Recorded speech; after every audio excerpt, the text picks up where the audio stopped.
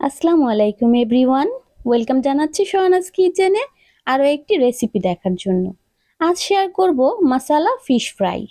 Regular মাছ ভাজি তো সবাই করতে পারি, আমি একটু ভিন্নভাবে মাছগুলো ভাজি করেছি। আশা করছি আপনাদের কাছে ভালো লাগবে। তো চলুন কথা না বাড়িয়ে রেসিপিটি শুরু করি। তো এখানে আমি কিছু মাছ নিয়েছি, মাছগুলো খুব সুন্দর করে ধুয়ে পরিষ্কার করে নিয়েছি। এবার এর মধ্যে মশলা দিলাম আধা চা চামচ হলুদ, দিয়ে দিচ্ছি আধা চা চামচ ধনিয়া, 1 চা চামচ উঁচু করে শুকনো মরিচের গুঁড়া দিলাম, দিয়ে দিচ্ছি এখানে আধা চা চামচ জিরা গুঁড়া। এবার দিচ্ছি 1 চা চামচ রসুন পেস্ট, 1 চা চামচ আদা পেস্ট, উঁচু করে 1 চা চামচ পেঁয়াজ পেস্ট দিয়ে দিলাম। এবার দিয়ে দিব 1 চা চামচের মতো চটপটি মশলা। ইচ্ছা করলে এটাকে আপনারা স্কিপ করতে পারেন, তবে দিলে খেতে কিন্তু অনেক ভালো লাগে। দিয়ে দিলাম 1 চা চামচ টমেটো সস আর স্বাদ মতো লবণ। সবশেষে দিয়ে দেব 1 টুকরো লেবুর রস। লেবুর রসটা কিন্তু অবশ্যই দেওয়ার চেষ্টা করবেন। তো এবার সবকিছুকে মাছের সাথে খুব ভালোভাবে আমি মেখে নিচ্ছি। একটু সময় নিয়ে মাছের সাথে মশলাটাকে কিন্তু মেখে নিতে হবে। এই তো ভিউয়ার্স, সবগুলো মাছ খুব সুন্দর করে মেখে নিলাম।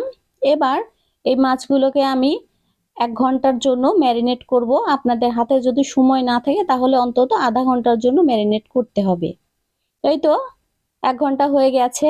এবার এটাকে সাইডে রেখে একটা মিক্সিং বোলে দিয়ে দিচ্ছি বেসন আর চালের গুঁড়া। তো বেসন আর চালের গুঁড়াটা আপনারা মাছ অনুযায়ী পরিমাপ করে নিতে পারেন। যতগুলো মাছ সেইভাবে পরিমাপ করে নেবেন। আমি এখানে 1 কাপের মতো নিয়েছি।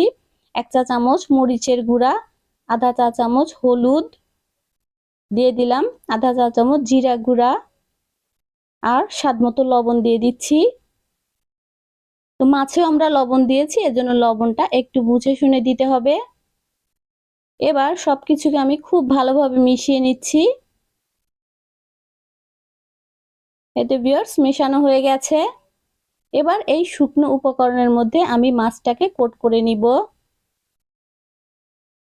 তো খুব ভালোভাবে শুকনো উপকরণে মাছটাকে কোট করতে হবে। আমি একটু সময় নিয়ে এভাবে হালকাভাবে মাছটাকে কোট করে নিচ্ছি। দেখেন, তো খুব বেশি চেপে চেপে কোট করার দরকার নেই। আর এক্সট্রা যে শুকনো উপকরণ ওটাকে ঝেড়ে ফেলে দিচ্ছি। আর এভাবে আমি সবগুলো মাছ কোট করে নিব। এতে ভিউয়ার্স হয়ে গেছে। এটাকে আমি 10 মিনিটের জন্য এভাবে রেখে দিব, কারণ এভাবে যদি আমরা ভাজতে যাই তাহলে বেসনগুলো কিন্তু তেলের মধ্যে ঝরে যাবে। এজন্য 10 মিনিট রাখতে হবে, তাহলে এটা সেট হয়ে যাবে। আর আমাদের মশলাটাও কিন্তু খুব ভালোভাবে মাছের সাথে লেগে থাকবে। এদিকে আমি একটা ফ্রাই প্যানে পরিমাণ মতো তেল গরম করে নিয়েছি। তেলটাকে হাই হিটে গরম করে চুলার আঁচটাকে কিন্তু লো করে দিয়েছি। এবার মাছগুলো ছেড়ে দিলাম। আর মাছগুলো ছেড়ে দেওয়ার পরে হালকা আঁচেই এটাকে গোল্ডেন করে ভেজে নিব। এতে ভিউয়ার্স এক পাশটা হয়ে গেছে, আমি উল্টে দিচ্ছি। তো এইভাবে যদি আমরা মাছটা ভাজি তাহলে কিন্তু মশলাটা তেলের মধ্যে ছড়ে যাবে না। বেসন দিয়ে কোট করার জন্য মশলাটা কিন্তু মাছের গায়ে লেগে থাকবে, পরবর্তীতে খেতে খুবই ভালো লাগে। তো এক পাশটা উল্টে দিয়ে আমি অপর পাশটাও সেম ভাবে ভেজে নিব। হালকা আঁচে গোল্ডেন করে ভাজা হয়ে গেছে।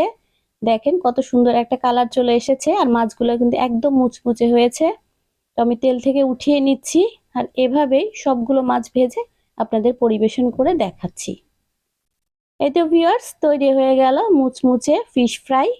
একটু ভিন্নভাবে যদি মাছ ভাজা খেতে চান তাহলে এভাবে একবার হলেও ট্রাই করতে পারেন। আশা করছি আপনাদের কাছে ভালো লাগবে। ভালো লাগলে একটা লাইক দিয়ে কমেন্টের মাধ্যমে আমাকে জানাবেন। আর আমার চ্যানেলটি সাবস্ক্রাইব করে আমার পাশেই থাকবেন।